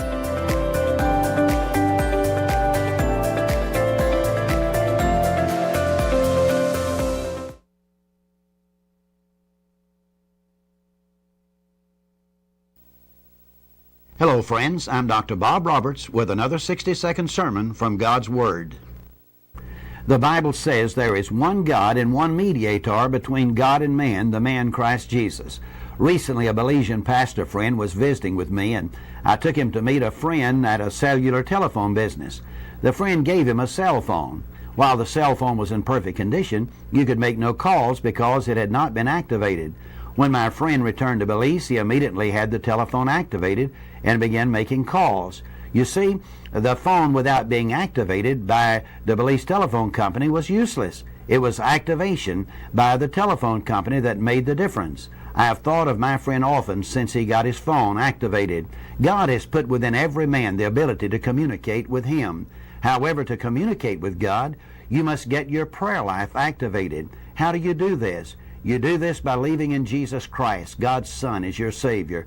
Through Him, we are able to have direct access to God's throne. This is what the Bible means when it says, "For there is one God and one mediator between God and men, the man Jesus Christ." Let me invite you to come to Christ today and activate your prayer life in order to communicate with your God.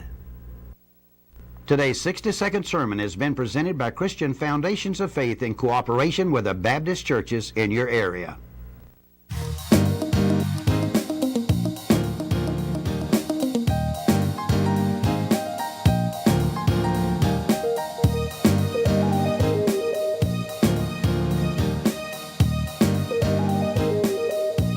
Welcome back. This is our final conversation, and as we mentioned before the break, we are counting down to PROFC 21 Belize MMA Championship. And with us this morning to talk about the event set to take place this Saturday, we have here with us no stranger to you guys, Silvino Riverol. He is the CEO of PROFC. Good morning. Also joining us is the #1 bantamweight contender, David Blanco.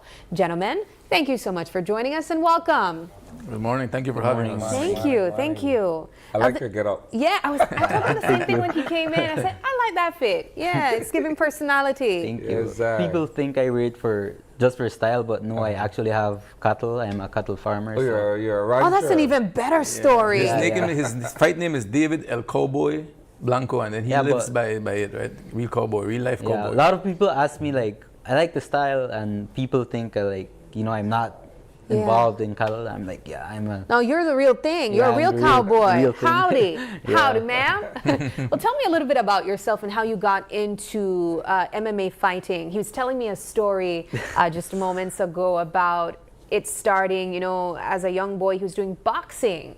But he was doing some boxing without gloves. I said, no man, that plain fight, you made a fight. But tell us about what that journey has been like. Yeah, when I was a kid, probably like 8 or 9, I used to love to watch boxing, and UFC was not much of a thing back then, but now it is, and I loved it. And my grandpa and my dad used to watch it, so right there I caught it. So I started boxing. There were no platforms, no gyms at Orange Oak, so I just used to do it for fun, sometimes even bare knuckle. Like that. It's not safe though. Now that yeah, I struggle to find how that's fun though, because you're getting hurt for real. I never used to get hurt. I just used to get hurt. But confidence. But I think if there were gyms before, it would be better for someone to join a gym, and people could get hurt. So how did you take that raw passion then and decided to channel it through MMA and PROFC? Because one time there was a PROFC event. I'm like, and it was one of the earliest, I think, when 3 or 4, yeah. 3 or 4, and that looks cool. So then I heard a friend told me that they have a gym, and that's where I met Mr. Riverol. And that was roughly about 5 years or so ago. Yeah, and then I was still street fighting, and then it was COVID, and then Mr. Riverol saw me and train a little bit, and then he said, "Do you want to fight next week?" I'm like, "Yeah, sure." Why not? So that was my first fight. And then from there, he showed me the basics of jiu-jitsu. Then I got to love it, and here I am now. Well, I So definitely. hold on a second, David. You said you were still street fighting, right? Yeah. So is there a Boxing. street fighting culture in Orange Rock, something that I don't know about? I don't think so anymore. Back then, when I was like the CEO, I was like Mr. Verl, I used to set up.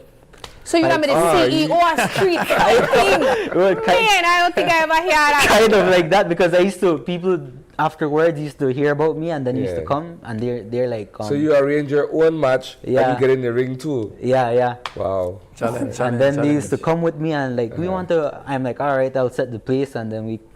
Yeah. So then you met this guy. You met Silvino. And Silvino said, there's something about organize him. it better. I saw he had heart, so I said, if you have heart to fight, I could teach you how to really fight, right? Yeah. And then he came to my gym, and then he started learning, and then he changed because he used to like fight standing. Now he's one of the best grapplers when it comes to MMA. He's a good wrestling, takedown, and good ground and pound. He is a special guy on the ground. When he's on top of you, you're gonna get really, really hurt. So David's all his fights are pretty much stopped by ground and pound. You know, everybody knows his style, and they can't stop it. They see it coming, but they can't stop it. So he's a very exciting fighter. So if you wanna see him fight this Saturday in Santa Elena Sport Complex, you're gonna see David compete against Jonathan Chutan from Guatemala City for the Bantamweight Championship of PROFC. No. What has been your preparation like, David? This is an exciting match going into this weekend. What have you been doing to get yourself ready? This camp, I wasn't that, well, yes, I'm always prepared, but I wasn't training as I would have been training for a fight camp, because the Mexican was supposed to fight Jonathan Chutan, and he had health issues, I think. Yeah. Then Mr. Verl asked me if I want to be, because either ways, I'd be the number one contender, so either ways, one of those guys was supposed to go against me, so I'm like, yeah. Now, you mentioned starting off as a young boy, doing this for the fun of it, then organizing your own underground street fighting, right? And we just saw on the screen there, this at a professional level. I am just so curious as to what goes through your mind when you're in that moment, you know, in that ring, and you're trying to, one, not get hit, but dish out the hits enough that you can emerge as the winner. What's in your mind? Is it completely quiet? You know, take me from the young boy having street fighting to now getting organized and learning proper technique to being in that ring. I mute the crowd. I mute, except for my corner, and just focused on my opponent. It's just that, and it's more about the competition that drives me. I want to finish the fight, and the techniques and the style that all triggers me, and then I want to be better, and I want to. Because I know the guy is good, so I want to show the guy that I'm better. So yeah. How do you, in all of this, how do you balance farming and cattle ranching with training and fighting? How do you find that sweet spot? Sometimes farming, it is like riding horses. I feel like it works out my body, and so because before I used to ride horses, and people used to tell me, you work out, and I'm like, no, I just ride horses and work. A good core strength, man. Yeah. So I'm like, it's pretty, it's decent because it helps me a lot with my health and exercise, so it fits in pretty good with my sports life and MMA. So you're a cowboy and you're a farmer. What specific type of farming do you do? Cattle farming. Oh, so cattle farming. Yes. And so on a regular day, you'd be at a farm, cattle ranching, and doing your job, and then on the side, you go and you train as an MMA fighter. Yeah, in the evening, I go to the gym, and at the end of the day, I'm tired. I'm like, sheesh. What's the end goal for you? Do you want to always balance both of these, or do you feel that at some point you'll have to choose between the two? No, I think I can balance them pretty well. Okay. Yeah. Well, take me to Saturday night's game. We are seeing on the screen just some of the fights that you can expect from the start up until the end. Walk us through who will be there and why we need to be there to watch. We have 13 exciting MMA matches, international matches as well, most of them. And of course, for the David is fighting for the Bantamweight Championship, as we mentioned before, against Jonathan Chutan, who's very well known in Belize. He was a former PROFC featherweight champion. He went down in weight for the 135 belt now. We also have Ismar Vasquez, who is the current flyweight champion from San Ignacio, Santa Elena, Cayo. Okay. So his hometown, he's defending his belt versus Eric Lopez from Tegucigalpa, Honduras. Eric is very, very top fighter. He comes from UCC, one of the big leagues from Honduras and Central America. So Ismar is going to have a good fight with him, and Ismar wants to defend his belt and show everyone that he's still the number one guy at 125, right? And he's going to do it in his backyard. So expect the Cayo crowd to come out as they usually do and support him to the fullest. But for the main event, we have a big fight. It's going to be a rematch from a fight that took place about 4 years ago. It's Marvin Mundo, who is the four-time defending lightweight champion. He's facing the very own from Santa Elena, again, my backyard guy, Jan Giab, who's the local hometown guy. Jan says he's going to surprise everyone. Marvin says he's going to keep his belt. It's going to be a fight that both guys want, and it's a Cayo fight because Marvin comes from Los Tambos, Spanish lookout area, and Jan's from Santa Elena, so it's a Cayo district fight. It's a big fight, and I expect the crowd to come out. We also have local guys like Keon Mosiah from Santa Elena as well, who's going to be fighting there. And yesterday I was in Cayo, and everyone's telling me I'm looking forward to Keon's fight. Keon's very explosive. He's a young guy, 17 years old. He has knockout power, so I expect him to also be big in this sport in the future. So right now he's growing up, he's coming up, and he's doing very good. And we also have, like I said, other international fights. We have Rahim Lambe from Belize, who's going to be fighting. We have also Kadim Reyes from Belize, going to be fighting on that card. And we also have an international female fight as well. So we have fights 7:30 p.m. sharp. We start as usual, and we end around 11 o'clock at night. But it's a night of exciting fight as PROFC does it. We have the event as we do with our lights, system, everything.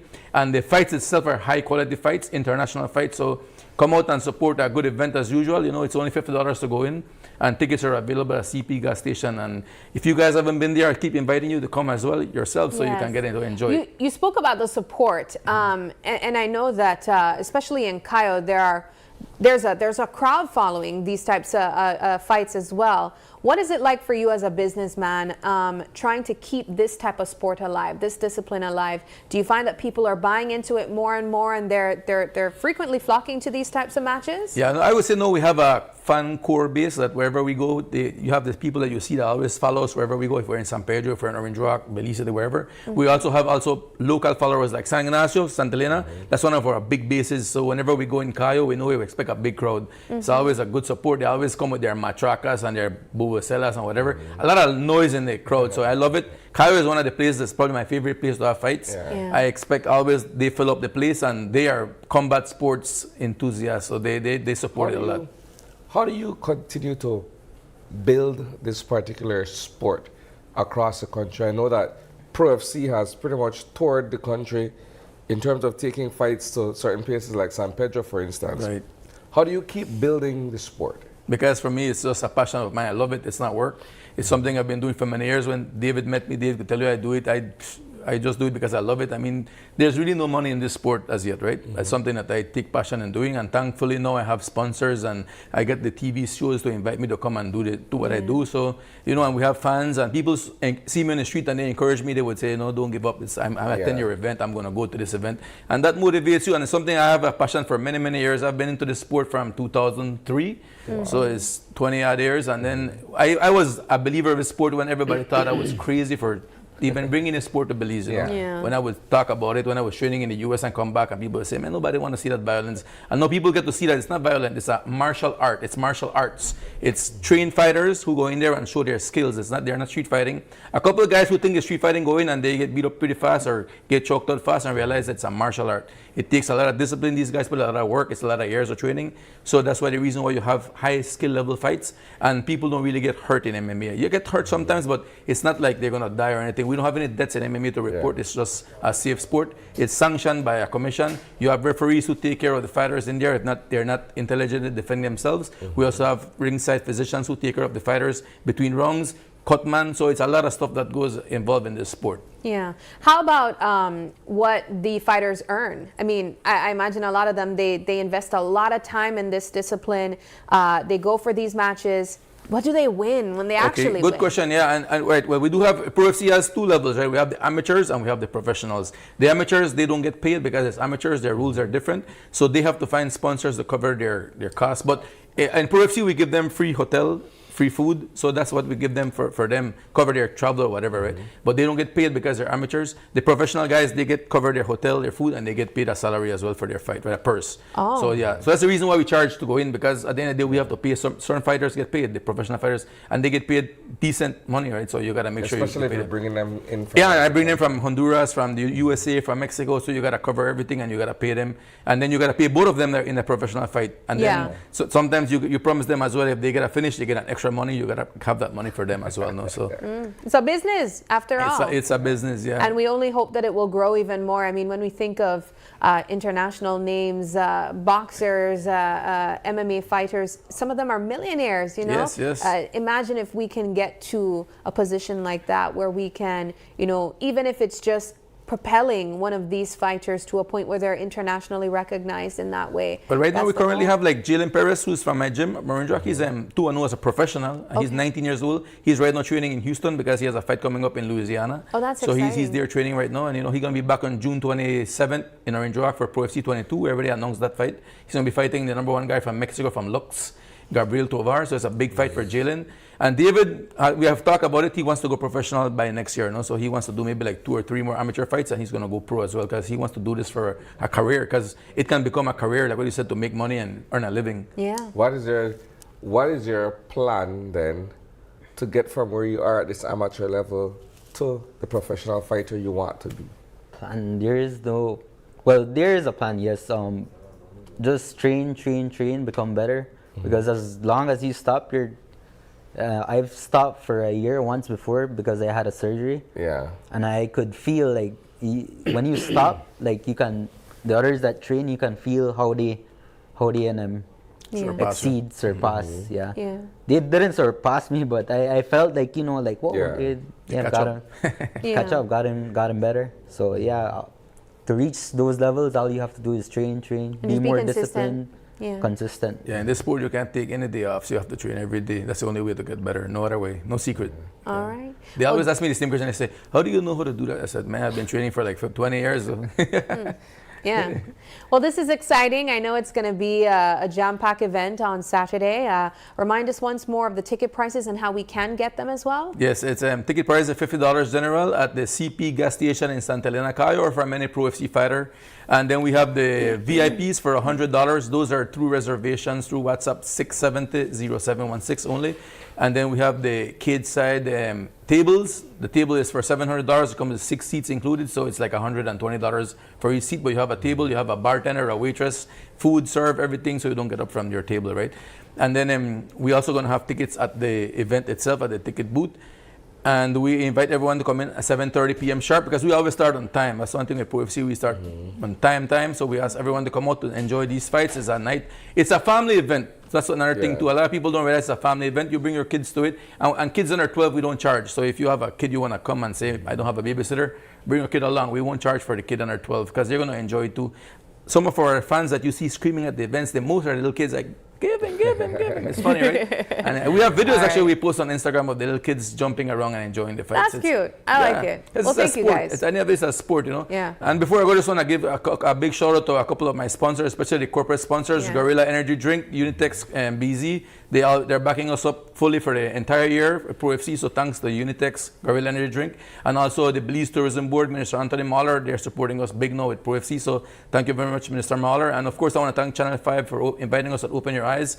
And to everyone else that supports PROFC in any way, thank you very much, and see you guys on Saturday in All San right, Miguel. and thank you guys as well. At this point, we do have to wrap things up, though, Asani. We want to say a huge thank you to everyone who also joined us this morning, and even you guys for locking in as well. It is March 25th. And if you're celebrating a birthday today, happy birthday to you. If you'd like to give a birthday shout out, or if you have any questions, comments, or concerns, you can send us an email at oie@greaterbelize.com.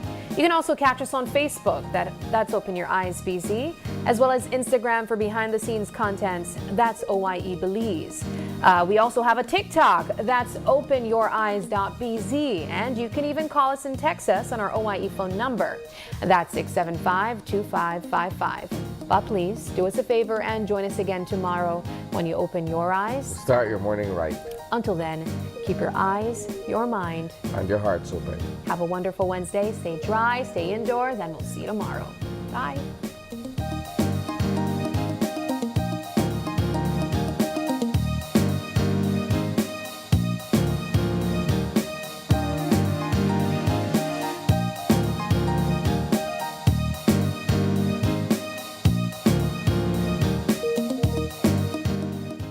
Open Your Eyes was brought to you by the Belize Bank, our country, your bank, and SMART, bringing people together.